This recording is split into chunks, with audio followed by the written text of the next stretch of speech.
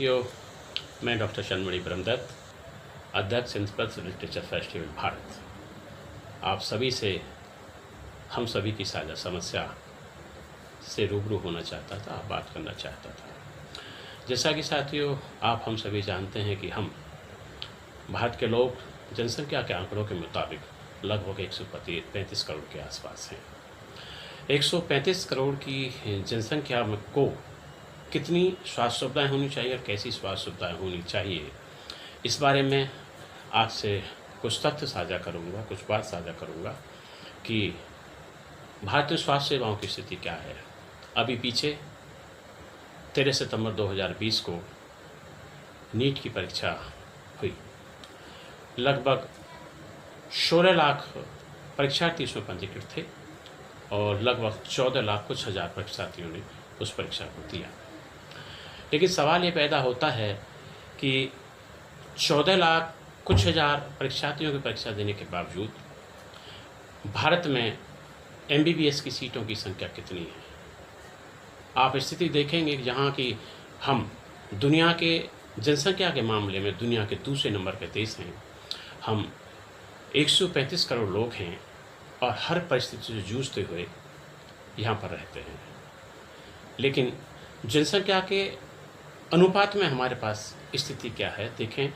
अगर हम सबसे पहले नीट की बात कर लेते हैं कि नीट के माध्यम से अगर 2020 की हम बात कर रहे हैं तो 16 लाख परीक्षार्थी पंजीकृत होते हैं, लगभग 14 लाख कुछ हज़ार परीक्षार्थी परीक्षा देते हैं। और लेकिन सीटों के हिसाब से अगर हम इस सारी चीज़ को देखें कि उसके बदले में भारत में हम एक साल में कितने डॉक्टर पैदा कर रहे हैं। भारत में जो डीम्ड और प्राइवेट जो MBBS के कॉलेज हैं वो लगभग 260 कॉलेज हैं। प्राइवेट और डीम्ड को यूनिवर्सिटी को लगाकर 35,540 सीट MBBS की प्राइवेट तौर पर हैं। भारत में जो आंकड़े कहते हैं 532 कॉलेज गवर्नमेंट कॉलेज हैं, जिनके तहत 41,388 सीट हैं। अगर 41,388 सरकारी सीट MBBS की लगाकर और 35,540 सीट प्राइवेट MBBS की सीट लगाकर भारत में 76,928 MBBS की सीट हैं। यानी हम ये मानकर चलें किसी भी तरह से हम प्रतिवर्ष 80,000 डॉक्टर भी तैयार नहीं कर रहे। जबकि भारत की स्थिति को आप देखें तो जिस तरह से रोगों की संख्या बढ़ती जा रही है, नए नए रोग विश्व स्तर पर आ रहे हैं और भारत के स्तर पर आ रहे हैं। वो बहुत सारे रोग जिनके बारे में हमें 10 साल पहले, 15 साल पहले या 20 साल पहले पता भी नहीं था, अब वो भारत में आ गए। लेकिन उसके अनुपात में भारत में स्वास्थ्य सेवाओं की स्थिति नगण्य है। आप कह सकते हैं, हिंदी की एक कहावत है कि ऊँट के मुंह में जीरा है। अब और सारी स्थिति को अगर हम देखें, इसके भी बाद लगभग 7,000 बच्चे, ये 7,000 जो बच्चे हैं वो चाइना, रसिया व अन्य देशों से MBBS करते हैं। लगभग 7,000 बच्चे अगर बाहर से MBBS कर रहे हैं तो उसका कितना एवरेज पैसा हमारा भारत से बाहर हमारा जाता है। और उसके बावजूद उस जो लगभग 7,000 बच्चे चाहे हमारे चाइना से कर रहे हैं, चाहे हमारे रशिया से कर रहे हैं, मॉरिशस से कर रहे हैं, नेपाल से कर रहे हैं या और यूक्रेन से कर रहे हैं, जहाँ से भी हमारे कर रहे हैं, तो लगभग 7,000 बच्चों की अगर फीस और हम खर्च को लगा दें तो MBBS करने के लिए हम कितना सारा खर्च हम विदेश के लिए खर्च कर रहे हैं। चूँकि स्थिति यह है कि भारत में सीटों की संख्या नहीं है, 76,928 सीट टोटल भारत में हैं। अगर इसके बावजूद भी बच्चा कोई भी MBBS करना चाहता है तो सीट नहीं है, तो उसकी मजबूरी हो जाती है कि वो भारत के बाहर MBBS करे। उसके बावजूद एक सबसे बड़ी समस्या और ये आती है कि जो परीक्षार्थी, जो बच्चे विदेश से MBBS करके आते हैं तो उनको एक परीक्षा होती है, foreign medical graduate exam, FMGE, यानी FMGE। वो परीक्षा मेडिकल काउंसिल ऑफ इंडिया ही लेती है, तो उसको पास करना पड़ता है। अगर किसी कारणवश कोई भी बच्चा जो विदेश से MBBS करके आता है उसको पास नहीं कर पाता, तो वो भारत में मेडिकल प्रैक्टिस नहीं कर सकता। यानी आप ये समझें कि उसने भारत से बाहर शिक्षा ग्रहण की, अगर वो स्वेच्छा से भारत में अपनी सेवाएं देना चाहता है तो उसको वो परीक्षा पास करनी ही होगी, एक चीज़। लेकिन अब और आंकड़े आप देखें कि भारत में 135 करोड़ की इस देश में टोटल पंजीकृत डॉक्टर कितने हैं।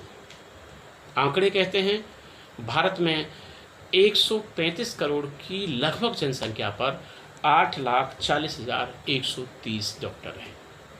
यानी 8,40,130 डॉक्टर हैं। तो उसके बाद देखो कि अगर उन आंकड़ों को हम दूसरे आंकड़ों में देखें तो भारत में 1800 आदमी पर एक डॉक्टर आता है। और ज़्यादा स्थिति आप देखें, अगर सारे राज्यों की स्थिति आप ना लें, अगर कुछ राज्यों की स्थिति आप लें, तो मैं 2 राज्यों की स्थिति केवल आपको यहाँ कहना चाह रहा हूँ कि उत्तर प्रदेश में जो हम 22 करोड़ से ज़्यादा उत्तर प्रदेश की जो जनसंख्या है, वहाँ पर केवल 78,000 पंजीकृत डॉक्टर हैं। यानी 22 करोड़ लोगों पर 78,000 डॉक्टर्स उत्तर प्रदेश में पंजीकृत हैं। आप स्थिति लगा दीजिए कि जिस राज्य की जनसंख्या 22 करोड़ हो और वहाँ केवल 78,000 डॉक्टर पंजीकृत हों, तो उस राज्य की स्वास्थ्य की स्थिति क्या होगी। दूसरी तरफ अगर हम केरल में जाएं तो वहाँ पर पंजीकृत डॉक्टर आंकड़ों के मुताबिक 70,000 हैं। 2 चीज़ें मैं आपसे कहना चाह रहा हूँ कि जिस देश में मलेरिया, हार्ट अटैक, कैंसर जैसी अनेक बीमारियों से लाखों लोग प्रतिवर्ष मर जाते हों, तो वहाँ एक्सीडेंट में मरने वाले लोगों की संख्या देखें। उनके एक्सीडेंट में मरने वालों की संख्या देखें कि 2017 के अगर आप NCRB national crime record bureau के आंकड़े उठा के देखेंगे, 2017 में एक्सीडेंट में 3,96,584 लोग मरे। वो स्थिति 2018 में आप उठाकर देखेंगे तो 4,11,824 लोग एक्सीडेंट में मरे। ये आंकड़े NCRB के हैं। उसी तरह सुसाइड केस में अगर आप 2017 के आंकड़े उठाकर आप देखें तो 2017 में NCRB के आंकड़ों के मुताबिक 1,29,889 लोगों ने सुसाइड की और 2018 में 1,34,516 लोगों ने सुसाइड की।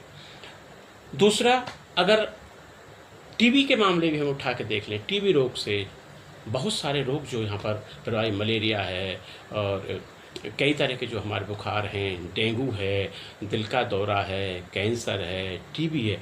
टीबी में ही अगर हम 2018 के आंकड़े उठा कर देखें तो 4,40,000 लोग NCRB के मुताबिक टीबी से हमारे देश में 2018 में मर गए।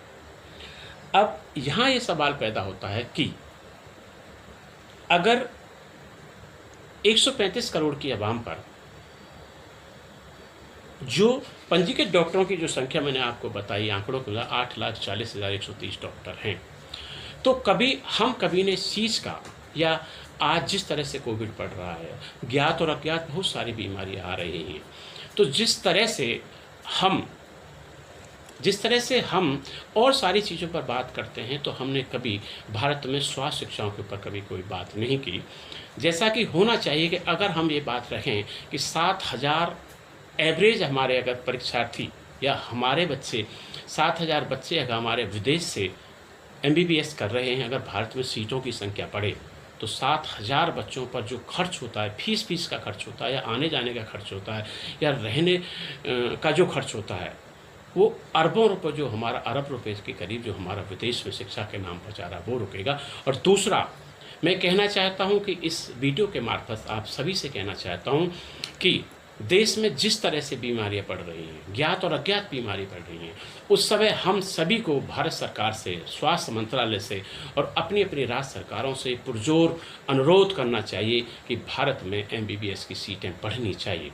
जिस तरह से लगभग 78,000 के आसपास जो सीट हैं भारत में एमबीबीएस की, 76,928 सीट जिस तरह से एमबीबीएस की प्राइवेट और सरकारी तौर पर भारत में हैं, वो 134 करोड़ की जनसंख्या पर नाकाफ़ी हैं। जिस तरह तेज़ी से बीमारियां बढ़ती जा रही हैं, किसी भी तरह से बीमारियां आ रही हैं, उसके लिए साल में अगर भारत सरकार और स्वास्थ्य मंत्रालय से मैं विनम्र अनुरोध कर रहा हूं कि प्रति वर्ष अगर 2 लाख सीट एमबीबीएस की भारत में हों तो अगले 10 वर्षों में हम डॉक्टरों की जो संख्या की जो कमी है उसमें थोड़ा सा सुधार कर पाएंगे। मैं आप सभी के माध्यम से अपने वीडियो को ये कहना चाहता हूँ कि अगर आपको लगता है कि हम स्वास्थ्य सेवाओं की बात सही कह रहे हैं और स्वास्थ्य सेवाएं बढ़नी चाहिए, हमारे देश में डॉक्टर्स बढ़ने चाहिए, सभी को लगता है कि ये बात मेरी ठीक है कि देश में स्वास्थ्य सेवाओं की स्थिति में सुधार होना चाहिए, देश में जो जिस तरह से नई बीमारी आ रही हैं उन पर हम काबू पा सकें, इसलिए भारत में प्रति वर्ष 2 लाख एमबीबीएस की सीट होनी चाहिए, जिससे कि हम आने वाली बीमारियों पर ज़्यादा से ज़्यादा काबू पा सकें और स्वास्थ्य सेवा की जो बदहाल स्थिति है उस पर काबू पा सकें। क्योंकि अगर एवरेज 2 लाख सीट प्रति वर्ष एमबीबीएस की भारत में होंगी तो लगभग आगामी 10 वर्षों में हम उस स्थिति में आ जाएंगे कि स्वास्थ्य सेवाओं पर हम अच्छी तरह से काम कर सकेंगे और आने वाली बीमारियों पर जो आज जो बीमारियां हैं उन पर काबू पा सकेंगे और एक आम आदमी को भी सही तरह से सस्ता और सुलभ उपचार दे सकेंगे। आपको लगता है कि मेरी बात सही है, भारत में एमबीबीएस की सीटों की संख्या बढ़नी चाहिए, कम से कम 2 लाख एमबीबीएस की संख्या होनी चाहिए, तो मेरी इस वीडियो को ज़्यादा से ज़्यादा शेयर करें। धन्यवाद, नमस्कार।